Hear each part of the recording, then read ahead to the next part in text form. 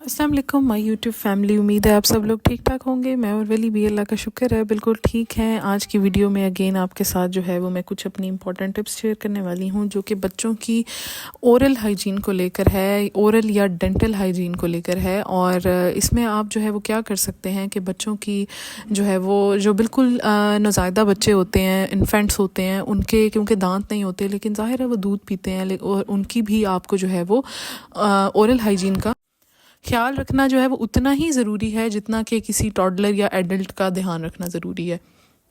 तो कुछ जो है वो मदर्स जो है वो इस चीज़ को निगलेक्ट करती हैं, तो अक्सर बच्चों को जो है वो ओरल इन्फेक्शंस जो है वो हो जाते हैं बच्चों को।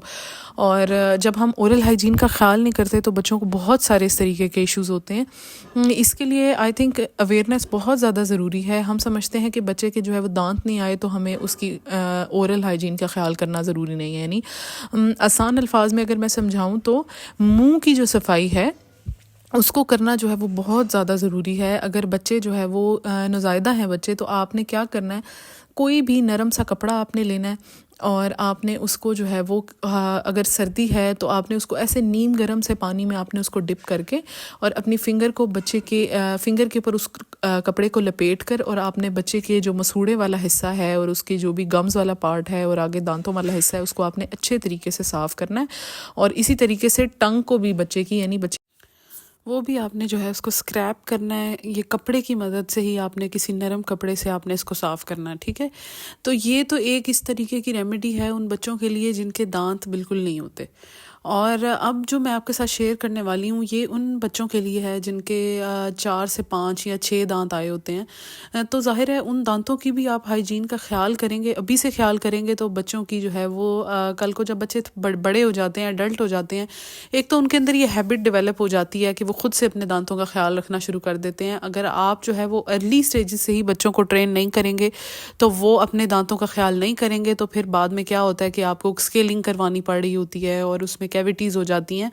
तो इस तरीके के सिलिकॉन के ब्रशेज़ मिलते हैं जो बिल्कुल सॉफ्ट से होते हैं। इनको आपने जो है वो क्या करना है, बग़ैर टूथपेस्ट लगाए कुछ भी आपने इसके ऊपर नहीं लगाना, सिंपली आपने इसको अपनी फिंगर के ऊपर चढ़ाना है और बच्चे के वो जो दांत हैं उनके ऊपर आपने इनको अच्छे से रगड़ के साफ़ कर देना है। और इतना भी ज़ोर से नहीं रगड़ना कि खुदा ना खास्ता बच्चों को जो है वो कोई इचिंग या कोई इस तरीके का प्रॉब्लम हो जाए। बस आपने जो है वो इस बच्चे के ऊपर वाले और नीचे वाले दांतों पे आप अच्छे से जो है ना आपने उनको साफ़ कर लेना है।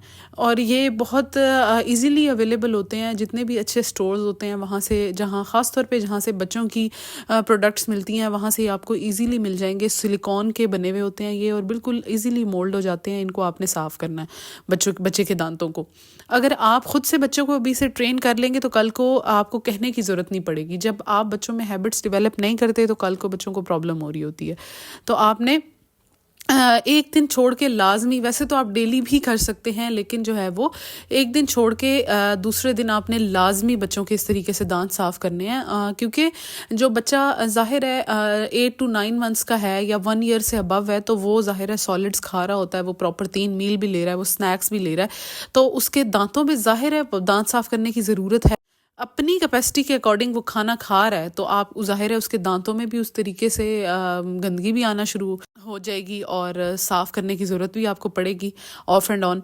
तो बेहतर है कि आप अर्ली स्टेजेस से ही अपने बच्चों को ट्रेन कर दें ताकि उन पे कल को आपको जो है वो गुस्सा करके, या क्योंकि बच्चों को जो है वो आपकी गुस्से से या कहने से समझ नहीं आती, जो आप बच्चों को शो करते हैं, जो आप हैबिट्स उनके अंदर डेवलप करते हैं वही हैबिट्स कल को बच्चों में डेवलप होती हैं और कोई भी हैबिट्स बच्चों में डेवलप नहीं होती।